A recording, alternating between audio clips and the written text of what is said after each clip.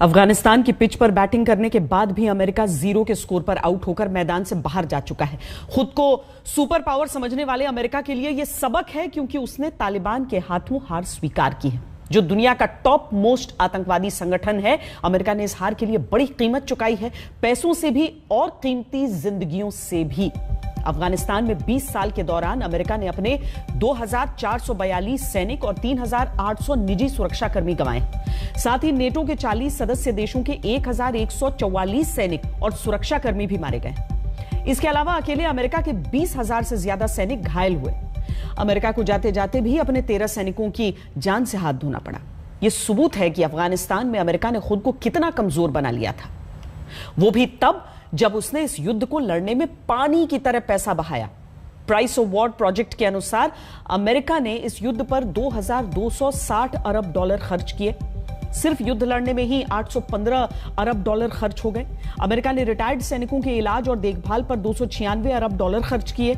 युद्ध के बाद अफगानिस्तान के राष्ट्र निर्माण की अलग अलग परियोजनाओं में 143 अरब डॉलर खर्च हो गए। इतिहास में पहली बार एक युद्ध के लिए अमेरिका ने उधार भी लिया और पिछले सालों में वो 530 अरब डॉलर मूल्य के ब्याज का भुगतान कर चुका है। लेकिन इसका नतीजा क्या हुआ? जिस अफगानिस्तान से अमेरिका को हीरो का तमगा मिलना चाहिए था, उसे विलन होने के ताने मिल रहे हैं। और ये ताने सिर्फ अफगानिस्तान से नहीं मिल रहे। खुद अमेरिका में राष्ट्रपति बाइडेन को अब तक का सबसे कमजोर राष्ट्रपति बताया जा रहा है। न्यूज एजेंसी रॉयटर्स ने हाल ही में एक सर्वे किया। इसमें 51% अमेरिकी नागरिकों ने अफगानिस्तान से सेना वापस बुलाए जाने के बाइडेन के कदम को गलत ठहराया, जबकि 40% अमेरिकियों ने सेनाएं वापस बुलाए जाने के फैसले का समर्थन किया। 75% अमेरिकियों का मानना है कि अमेरिकी फौजों को तब तक वहां रहना था जब तक हर अमेरिकी नागरिक वहां से वापस नहीं आता। तो जो बात अमेरिका के सामान्य नागरिकों तक को गलत लग रही है, वो राष्ट्रपति बाइडेन को सही क्यों लगी? आखिर ऐसी क्या जल्दी थी कि बाइडेन को अफगानिस्तान में अपनी सेनाओं का ठहरना बर्दाश्त नहीं हुआ? I'm now the 4th United States president. I will not pass this responsibility on to a 5th. I've concluded that it's time to end America's longest war. It's time for American troops to come home. अच्छी बात है, America का कोई राष्ट्रपति युद्ध की बजाय शांति की बात करता हुआ अच्छा लगता है। लेकिन बाइडेन ने जो किया है वो विश्वासघात है। अपने 13 शहीद सैनिकों के शव को रिसीव करते हुए भी क्या बाइडेन को पछतावा नहीं हो रहा होगा कि वो आतंकवादियों से हार मानकर लौटे हैं?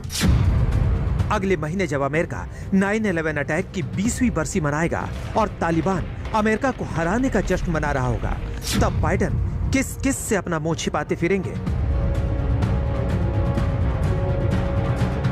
बाइडेन उन लोगों के परिवार वालों से कैसे नजरें मिलाएंगे जिन्हें अफगानिस्तान में तालिबान के रहम पर छोड़कर अमेरिकी सैनिकों ने काबुल छोड़ दिया है? We believe there are still a small number of Americans, under 200 and likely closer to 100, who remain in Afghanistan and want to leave. We're trying to determine exactly how many. We're going through manifests and calling and texting through our lists. And we'll have more details to share as soon as possible.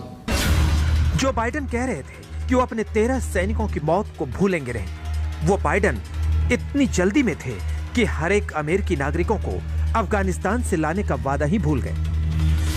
No, Americans should understand that we're going to try to get it done before August 31st. But if we don't, the troops will stay. If we don't, we'll determine at the time who's left.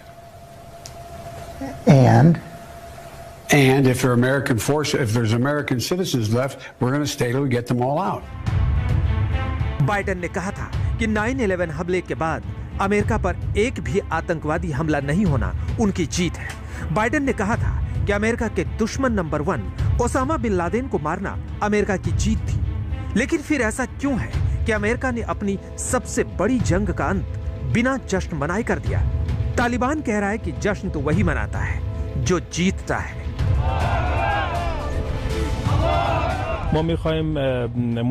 हमारे लिए ये एक ऐतिहासिक मौका है। हमारा मुल्क अब आजाद है। मैं सभी अफगानिस्तानियों को जीत की बधाई देता हूँ।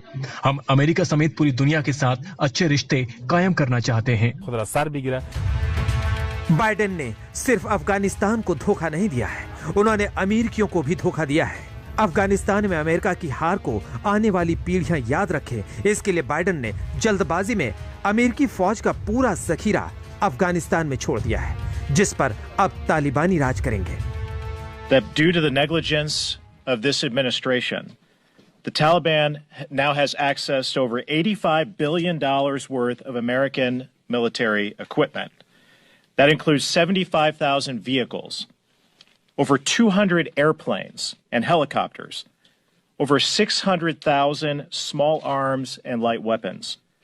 The Taliban now has more Black Hawk helicopters than 85% of the countries in the world.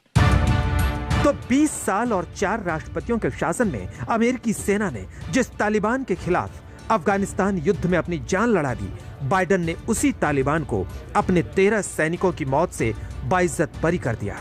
ये अमेरिकी सेना की बेइज्जती नहीं तो और क्या है?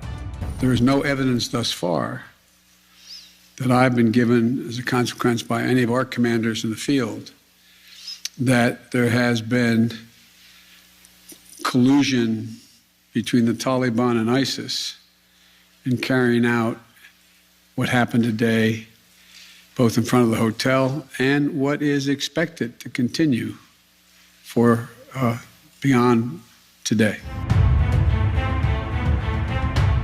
अमेरिका के दामन पर अफगानिस्तान युद्ध ने ऐसा दाग लगाया है जो बड़े से बड़े पावरफुल डिटर्जेंट से भी नहीं धुलेगा।